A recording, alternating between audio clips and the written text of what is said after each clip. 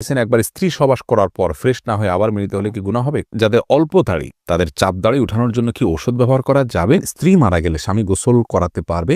আর কি কি করণীয় আছে স্বামীর জন্য? নারীরা উচ্চ আওয়াজে কোরআন তেলাওয়াত করতে পারবেন কি না? টাক মাথায় চুল লাগানো যাবে কিনা? আমি টয়লেটে থাকা অবস্থায় যদি আজান শুরু হয় তখন কি আজান উত্তর দিতে পারি? খাওয়ার সময় ছেলেদের গোপে পানি বা খাবার লাগলে তাকে হারাম হবে? দাঁত আঁকা বাঁকা সোজা করা যাবে কিনা? যদি শ্বশুর শাশুড়ির সাথে বনিবনা না হয় তাহলে আলাদা থাকলে কি গুনাহ হবে? মহিলারা যদি অজু করা অবস্থায় কোনো পুরুষ দেখে ফেলে তাহলে কি অজু থাকবে? মাঝে মাঝে প্রস্রাবের পর পিচ্ছিল তরল জাতীয় কিছু গেলে কি শরীর বা কাপড় নাপাক হবে? হাতে তালি দেওয়া কি জায়েজ আছে? অনেকে বলে হারাম। এটা ইসলামের বিধান কি? বাজনা ছাড়া নুপুর পরা যাবে কিনা? কন্যা সন্তানকে কত বছর বয়স পর্যন্ত মায়ের বুকের দুধ পান করা যায়? মেয়েদের কি পশু পাখি জবাই করা জায়েজ আছে? চলি আমরা প্রশ্ন উত্তর দেওয়ার পর্বে। এমনি বাপ্পি জানতে চেয়েছেন, আমি টয়লেটে থাকা অবস্থায় যদি আজান শুরু হয় তখন কি আজান উত্তর দিতে পারি? না ভাই, আপনি অপেক্ষা করবেন, বের হয়ে আজান উত্তর দিয়ে দিবেন। মাহফুজ মুন্না আপনি জানতে চেয়েছেন, খাওয়ার সময় ছেলেদের গোপে পানি বা খাবার লাগলে তাকে হারাম হবে?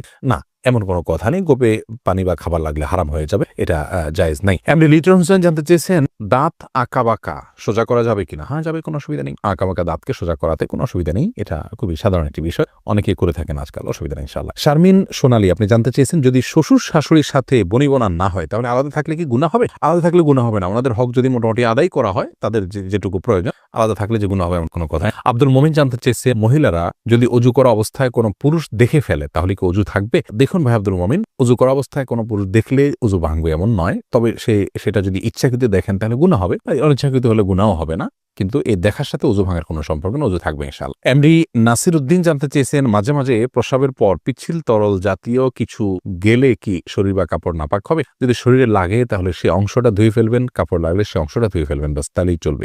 নাপাক হবে যেটুকু লাগবে সেটুকু জায়গা। এসেছে হেলাল খান জানতে চেয়েছেন, অজু করার সময় দাঁত থেকে রক্ত বের হলে কি অজু হবে? দাঁত থেকে যদি রক্ত বেশি বের হয়ে যায়, বের হতে থাকে, যার ফলে আপনার থুথু লাল হয়ে যায় এবং লালচে ভাব বেশি থাকে থুতুর মধ্যে, তাহলে সেক্ষেত্রে আপনার অজু হবে না। আর যদি লালচে ভাব কম থাকে, হালকা হলুদ হয়, তাহলে সেক্ষেত্রে অজু হয়ে যাবে। আফরিন সুলতান জান্নাত আপনি জানতে চেয়েছেন, বাজনা ছাড়া নুপুর পরা যাবে কিনা? জীবন আপনি নুপুর পড়তে পারেন যদি সেটাতে বাজনা না থাকে এবং বাহিরে আপনি যখন পরে যাবেন সেটা আপনার পায়ে থাকতে পারে, কোনো অসুবিধা নেই। সাহাবায়ে কেরামের মধ্যে থেকে অনেকে নুপুর পড়েছেন, অনেক মহিলা সাহাবীরা নুপুর পড়েছেন, এরকমটি হাদিস দ্বারা স্পষ্টভাবে আমরা জানতে পারি। জহিরুদ্দিন মোহাম্মদ বাবর জানতে চেয়েছেন, হাতে তালি দেওয়া কি জায়েজ আছে? অনেকে বলে হারাম। এটা ইসলামের বিধান কি? হাতে তালি দেওয়া, এটাকে হারাম বলার সরাসরি কোনো সুযোগ নেই, তবে অবাক করা কোনো কিছু, ভালো কিছু দেখলে মুখে সুবহানাল্লাহ বলা, আশ্চর্য হলে সুবহানাল্লাহ বলা, মাশাআল্লাহ বলা, এটা হলো সুন্নাহ, হাতে তালি নয়।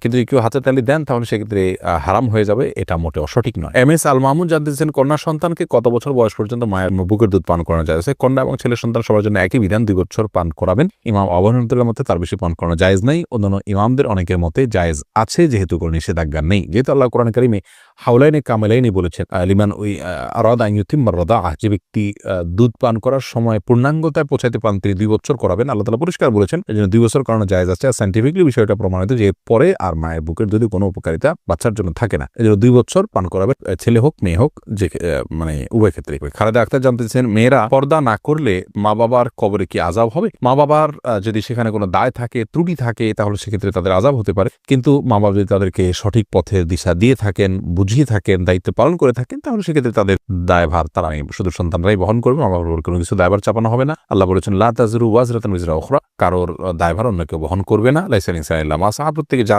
করবে তারই তিনি দায় নিবেন। তামান্না ইসলাম সেতু আপনি জানতে চেয়েছেন, মেয়েদের কি পশু পাখি জবাই করা জায়েজ আছে? বোন, অবশ্যই জায়েজ আছে। মুরগি, হাঁস, এই জাতীয় পশু পাখি, গরু, এগুলো জবাই করার ক্ষেত্রে অনেক উদাহরণ আমাদের সমাজে আছে। যেমন ভাই বোন দুজন মিলে একসাথে গরু জবাই করতে পারবেন না শেয়ারে। তারপরে আপনার মেয়েরা গরু বা ছাগল বা কোনো পশু জবাই করতে পারবেন না। গোসল ফরজ অবস্থায় গরু ছাগল জবাই করা যাবে না। স্বামী স্ত্রী একজন ধরবেন, একজন জবাই করবেন, এভাবে করা যাবে না। এরকম নানাবিধ কথা আমাদের সমাজে প্রচলিত আছে, এগুলো সবগুলো ভ্রান্ত ধারণা। ছেলেরা যেমন জবাই করতে পারবেন, মেয়েরাও কিন্তু সেভাবে আপনার জবাই করতে পারবেন, কোনো অসুবিধা নেই। জবের যে শর্ত আছে, বিসমিল্লাহ আল্লাহু আকবার বলে জবাই করে ফেলবেন। রবিউল ইসলাম জানতে চেয়েছে, কোনো কিছুতে পা লাগলে সালাম করা কি জায়েজ? না ভাই, কোনো কিছুতে পাও লাগলে সেখানে হাত দিয়ে সালাম করতে হবে। হাত দিয়ে যদি সালাম হয় না, পা শুয়ে এটাকে সম্মান করে কোনো কথা নেই। কিন্তু আমাদের সমাজ যেহেতু পাও লাগাটাকে অসম্মান মনে করা হয়, এটা ওরফ, আর ওরফের একটা এতেবার এবং গ্রহণযোগ্যতা ইসলামী শরীয়তে আছে, যার কারণে কারোর গায়ে পাও লাগলে সেটা লাথি দেওয়ার সাথে কিছুটা সাদৃশ্যপূর্ণ হওয়ার কারণে আমাদের সমাজ এটাকে দূষণীয় মনে করে। অ্যারাবিয়ানরা দূষণীয় মনে করে না, তারা জন্য পাওয়া লাগলেও এটাকে কিছু মনে করে না। তো আমাদের সমাজে যদি দূষণীয় মনে করা হয়, সেহেতু যার কাছে যার গায়ে পাওয়া লেগেছে তাকে যদি আপনি একটু টাচ করে আপনি আসলে পাওয়া লাগাতে চাননি, হাত লাগাতে চেয়েছেন অথবা অশ্রদ্ধা করতে চান, এটা বোঝাতে চান, তাহলে সেটা ঠিক আছে, এটাতে দোষের কিছু নেই। তবে এর মানে এই নয় যে তাকে আপনি সালাম দিবেন। ভাই রাশেদুল ইসলাম রুবেল, আপনি জানতে চেয়েছেন টাক মাথায় চুল লাগানো যাবে কিনা, এ ব্যাপারে ইসলামের কোনো বিধিনিষেধ আছে কিনা। ভাই রাশেদ, টাক মাথায় চুল, আলগা চুল লাগানোর ব্যাপারটি একজন স্বাভাবিক অবস্থায় একজন মানুষের জন্য জায়েজ নাই। কারণ আল্লাহ রাব্বুল আলামিন বলেছেন, লা তাবদীলা লিখালকিল্লাহ, আল্লাহর সৃষ্টিতে কোনো প্রকার পরিবর্তন করা চলে না। এখন কারো চুল পড়ে গেছে, তিনি আলগা চুল লাগিয়েছেন, এটা এক ধরনের প্রতারণার মতো। যেমনি ভাবে চুল সাদা হয়ে গেলে সেটাকে কালো করার যে একটা প্রয়াস, প্রবণতা, নিজের বয়স লুকানোর চেষ্টা, অথবা বয়স ছাড়াও অনেক সময় সাদা হয়ে থাকে।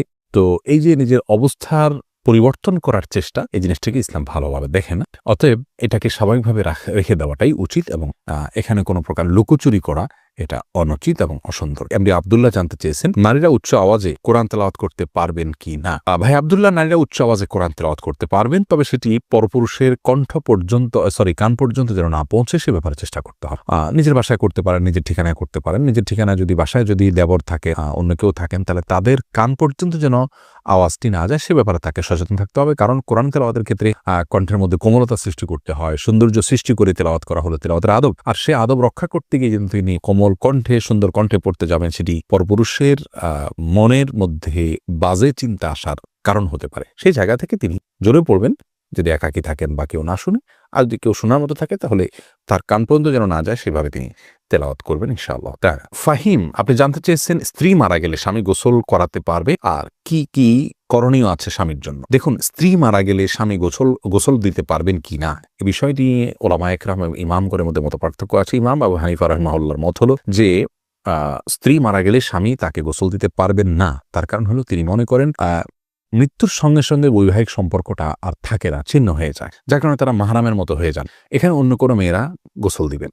যদিও অন্য ইমামদের অনেকেরই মত হলো যে না, বৈবাহিক সম্পর্ক মৃত্যুর মাধ্যমে ভেঙে যায় না, বরং বৈবাহিক সম্পর্ক তালাক না দিলে সেটি কিয়ামত পর্যন্ত, বরং চিরকালের জন্য, অনন্তসীম কালের জন্যই সম্পর্কটা হয়ে যায়। যার কারণে তাদের দৃষ্টিকোণ হলো যে স্বামী তার স্ত্রীকে গোসল দিতে পারবেন, স্ত্রী তার স্বামীকে গোসল দিতে পারবেন। তো এক্ষেত্রে যদি ভিন্ন কোনো ভালো মহিলা থাকেন যিনি গোসল দিতে পারেন, সেটা ভালো, এবং এক্ষেত্রে কোনো অসুবিধা নেই। জোনায়েদ, আপনি জানতে চেয়েছেন, যাদের অল্প দাড়ি তাদের চাপ দাড়ি উঠানোর জন্য কি ঔষধ ব্যবহার করা যাবে। ভাই সাইদ জোনায়েদ, ঔষধ ব্যবহার করে দাড়ি উঠানো, এটা যদি স্বাস্থ্যের জন্য ক্ষতিকর হয়, ক্ষতিকর হওয়ার কথা স্বাভাবিকভাবে, যদি ক্ষতিকর হয় তাহলে কিন্তু এটা করা জায়েজ নাই। আল্লাহ রাব্বুল আলামিন বলেছেন, ওয়ালা তালকু বিআইদিকুম ইলা তাহলুকা, তোমরা নিজেদেরকে ধ্বংসের দিকে, ক্ষতির দিকে ঠেলে দিও না। অতএব এমন কোনো ঔষধ ব্যবহার করা যাবে না যে ঔষধ ব্যবহার করলে আমাদের ক্ষতি হতে পারে। আর যদি কোনো প্রকার ক্ষতি না হয় তাহলে সেক্ষেত্রে দাড়ি গজানোর জন্য তিনি যদি কোনো মেডিসিন ইউজ করেন, করতে পারেন, কোনো অসুবিধা নেই। তবে মনে রাখা উচিত, আল্লাহ রাব্বুল আলামিন তাকে যেভাবে সৃষ্টি করেছেন সেটার উপরে সন্তুষ্ট থাকা, এটার মধ্যেই কল্যাণ নিহিত আছে। চাপদাড়ি বা গালভর্তি দাড়ি হলে অনেক সুন্দর দেখা যাবে, সন্দেহ নাই, কিন্তু আল্লাহ রাব্বুল আলামিন আমাকে যেভাবে সৃষ্টি করেছেন, আল্লাহর এই ফয়সালায় সন্তুষ্ট হয়ে যাওয়া, এটার ভেতরেও কিন্তু এক ধরনের তৃপ্তি আছে, এর মধ্যে এক ধরনের শান্তি আছে। এই জন্য এই ধরনের পথগুলো অবলম্বন না করা ভালো। কিন্তু যদি স্বাস্থ্যের জন্য ক্ষতিকর কিছু না হয় তাহলে করতে পারে, কোনো নিষেধাজ্ঞা নেই। আব্দুল হামিদ রিপন জানতে চেয়েছেন, একবার স্ত্রী সহবাস করার পর ফ্রেশ না হয়ে আবার মিলিত হলে কি গুনাহ হবে। কোনো গুনাহ হবে না, তবে মাঝে যদি অজু করে নেওয়া যায় তাহলে সেটা সুন্নাত আদায় হবে, আর না করলেও গুনাহ হবে না।